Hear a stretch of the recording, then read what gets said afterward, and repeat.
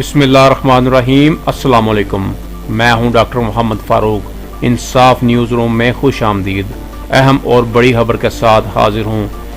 District Gujarat press club के election के बाद सदर और जनरल सेक्रेटरी को मुबारकबाद का ना रुकने वाला सिलसिला शुरू हो चुका है।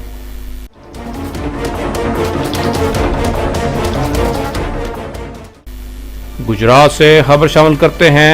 सीनियर सहाफ़ी और सरेआम न्यूज़ पाकिस्तान के चीफ कमर गोंदल हाशमी और उनके साथी राजा महबूब अख्तर, राजा नादर मंजूर और राजा नईम अख्तर का डिस्ट्रिक्ट गुजरात प्रेस क्लब का दौरा और नौ मुंतखब सदर सैयद तारिक हुसैन और जनरल सेक्रेटरी शेख शहबाज को इलेक्शन 2021-22 में कामयाबी पर मुबारकबाद दी और नेक ख्वाहिशात का इजहार किया।